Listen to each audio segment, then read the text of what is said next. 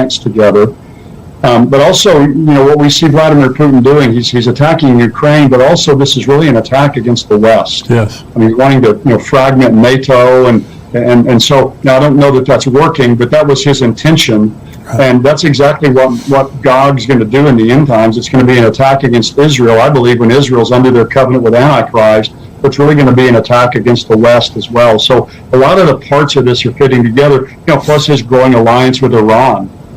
That's in the background to all this, which is a nation that's also mentioned in Ezekiel 38. So there's all kinds of there's so many facets of this really that fit in with being a build-up to what's predicted in Ezekiel 38 and 39. This first article is from Axios, and it says U.S. urges Americans to consider leaving Russia immediately, and it says more airline flights have been canceled in and out of Russia, and American citizens in the country should consider leaving immediately, the U.S. Embassy in Moscow warned in a security alert Sunday. What do you think about that? I mean, when the U.S. Embassy is warning our citizens to get out of a country, do you believe that there's a significant threat of us going to war with Russia? Well, I just think right now, as you just said earlier, with Putin, just his instability right now, I think there's just a fear we don't know what he's going to do. The Cold War, during the Cold War, you had Soviet Union and you had the United States. Both were, you had nuclear weapons, you could destroy each other, but both were considered to be rational, right, and sane. And so you kind of had a balance of power there.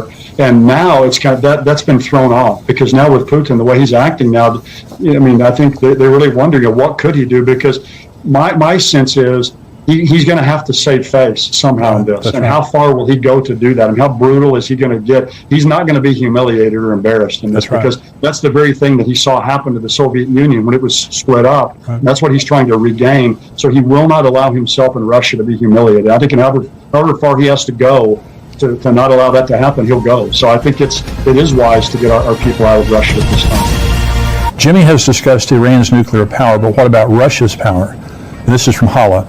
Just today, Putin threatened any nation that interfered with their attack on Ukraine. He said there would be repercussions like they have never seen. He was referring to the nuclear bomb. What is your opinion concerning this threat? How good is their nuclear program? And is there a chance he could use it on the USA or the U.S. with China's help? What do you think about that, Mark? Well, it's a real threat. They have more nuclear weapons than anybody in the world. Russia does. They have a lot more than we do. Now, again, how many do you need to blow up the world? But they have, their stockpile's massive. Would he do that? We don't know. Again, how far will Putin go? How crazy is he? And what is he? I don't think he's crazy in the sense of insane or something. But calculating, he's not going to be humiliated. Right. He's not going to be embarrassed. That happened in 1991. He's lived with that. He calls that the greatest geopolitical disaster of the 20th century.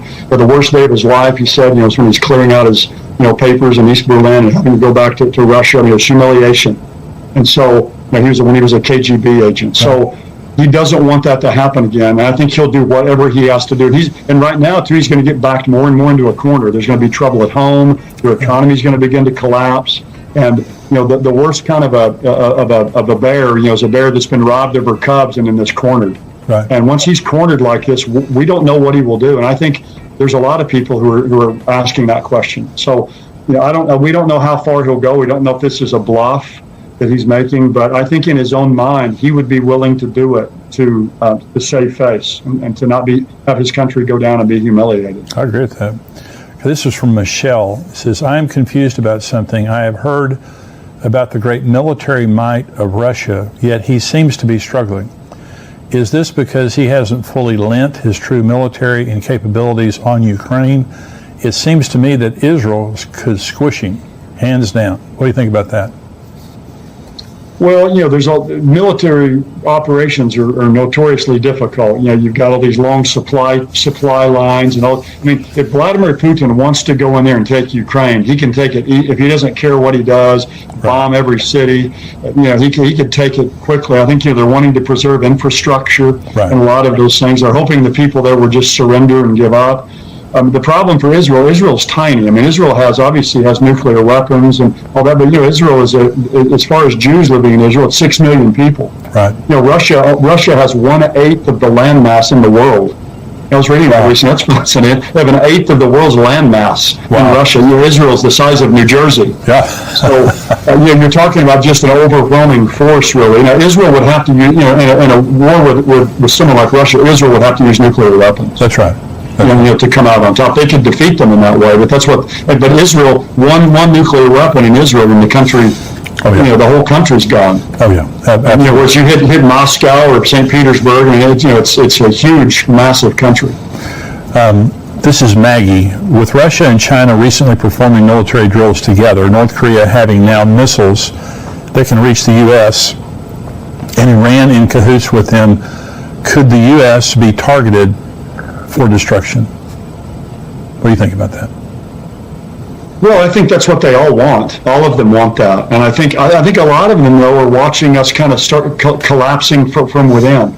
Yeah, we're so focused on climate change that we're really sabotaging our own economy, with oil and gas. And I think a lot of these countries are sitting and watching what's happening to our country and kind of allowing us to fall on our own sword. I think there's probably a lot of that.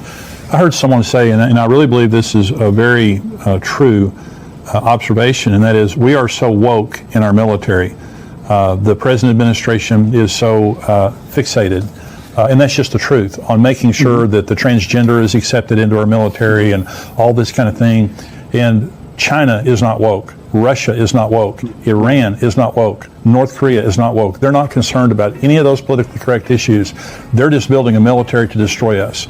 And so we are at such a disadvantage because of the weakness that we have shown the entire world. The withdrawal of Afghanistan, just on a tactical level, just showed how inept we have become.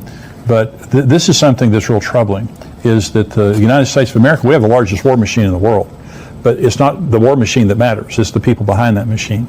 And so, we are seeing the decline, and people ask, why isn't America in Bible prophecy? Or if we are, why are we not very pronounced? Well, obviously, we're not much of a factor at that point. Is that what you believe? That's right. Yeah, I think we're going to be weak by that point. I mean, the word's used woke. I'd say we're woke and weak. Woke and weak. We're woke and weak. And my view is that the rapture will probably in convergence with other things, all these other things we see happening in our culture that are weakening us. Then you have the rapture on top of that, right, where all the salt and light stuff. Let's say 8% of the people in America are really believers. That's 30 million people. That's right. That are extracted. And you talk about a drop on the Dow Jones the next day, and our military being everything sucked out of our country.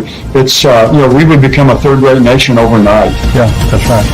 Hey everyone, thanks for watching our YouTube channel. To stay up to date with the latest End Times content, make sure to hit the subscribe button on YouTube right now. The clip you're about to watch is from our weekly Tipping Point show. To get the full show and other End Times content from great teachers like Greg Laurie, Dr. Mark Hitchcock, and myself, join us as a member on endtimes.com for $7 a month. Enjoy this clip.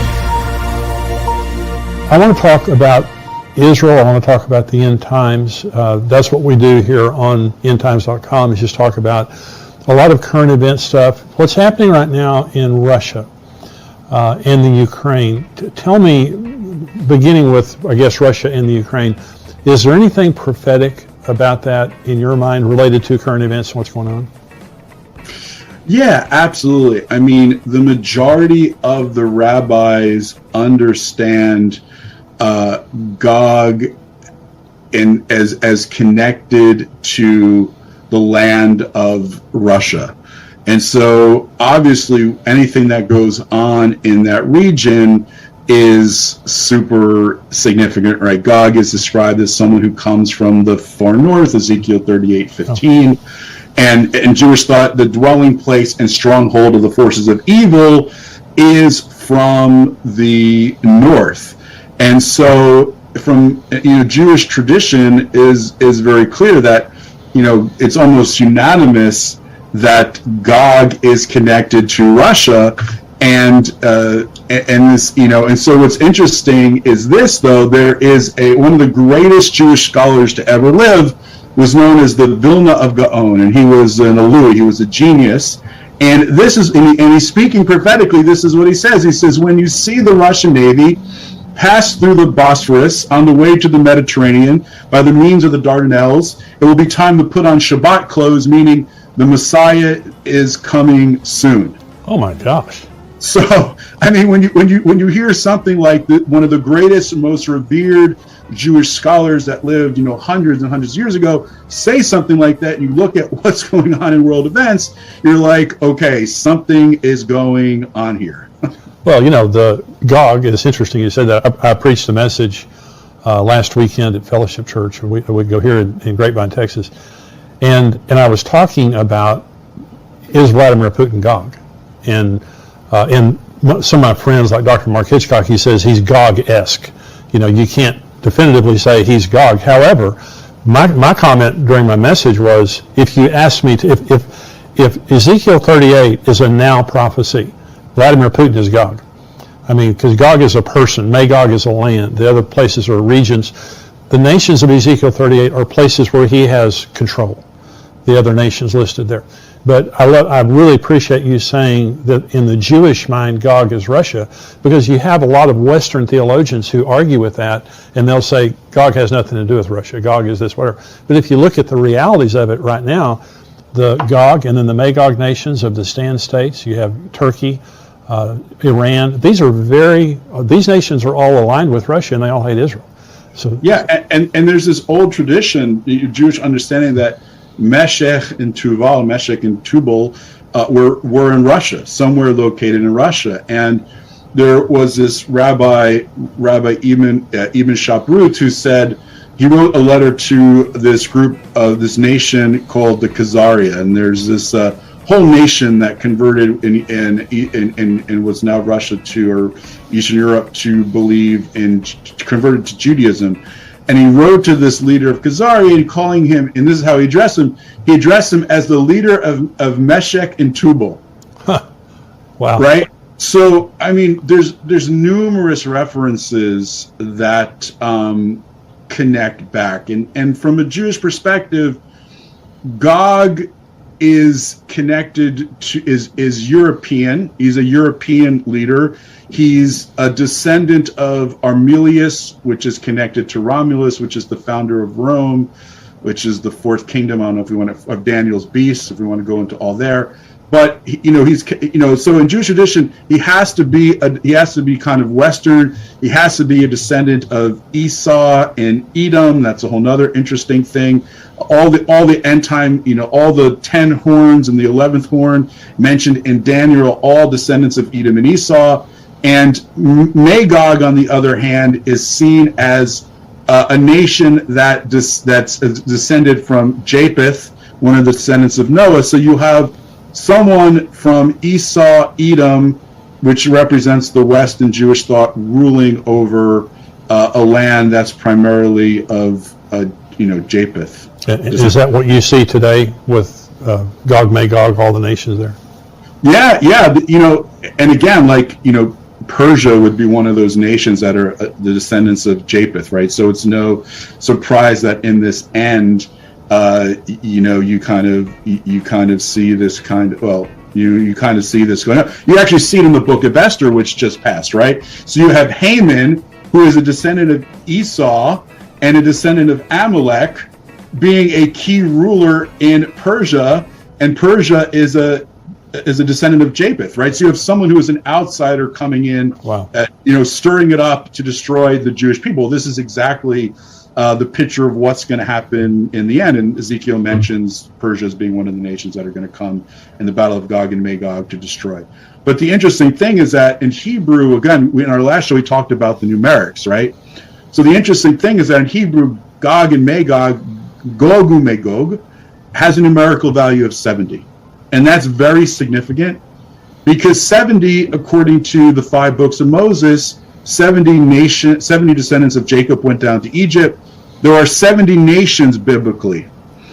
So the way the biblical worldview is that there's 70 nations other than Israel that exist, and the picture of Gog and Magog is the 70 nations coming against Israel in the end of days. And this number 70 also ties back to the Tower of Babel, because when God confused the languages, he confused them into the 70 languages that become the 70 nations. Wow. And so this leader of Gog and Magog has this, it's the same spirit and the same worldview as the Tower of Babel, that we're going to build this, we're going to build in order to overthrow God, rebel against God, his plans and purposes. And that's the idea of what this end, the thinking of these end times enemies. Well, that's exactly what you see happening right now. I want to thank you for watching this Tipping Point clip, and I want you to subscribe to the channel. I want you, if you're not a subscriber, go ahead and click subscribe there. And thank you for watching and subscribing. I want you to join our Tipping Point community at endtimes.com. For $7 a month, you can subscribe, and you have a 7-day free trial. So if you just want to check it out for 7 days, go on endtimes.com, check us out for 7 days, but I can promise you, you're going to love the content. You're going to be getting the Tipping Point show, the full show, every single week, as well as articles and video content from great teachers like Greg Laurie and Mark Hitchcock, and of course myself. Be sure to subscribe to be notified when we release more videos like this. God bless you.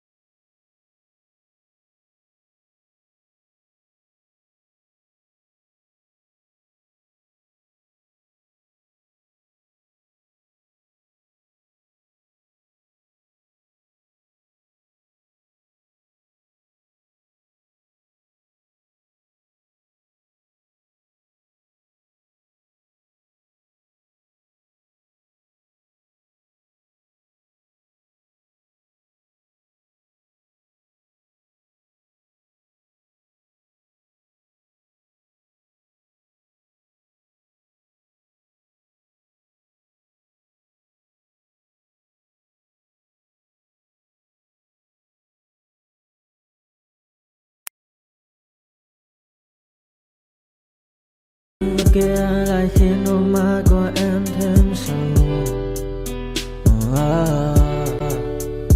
Vì sao em đi cần để lại lý trí, chẳng để lại anh khi nước mắt cần rơi. Vì giờ em đã vội quên đi bao câu hứa mình còn cho nhau, quên đi bao nỗi đau mình dành. Ngày giờ em đã vội quên đi những lời hứa ngày nào. Vì dòng nước mắt em đã vội rơi, anh không thể mãi anh ngư đến vào điên rồi. Anh như say đôi mắt môi, anh như chỉ còn muốn em bên cạnh như gần phố xa rồi. Anh chỉ muốn em cạnh đấy thôi, không muốn em ở bên đời, chỉ muốn em anh bên người. Người đã gỡ bước đi xa trong cơn mưa chiều vội vã, người đã bước quên anh khi cơn mưa qua gần vội vã. Em đã quên rồi mai sau đây mà về, chẳng còn lại gì nhưng em mang nước mắt rơi.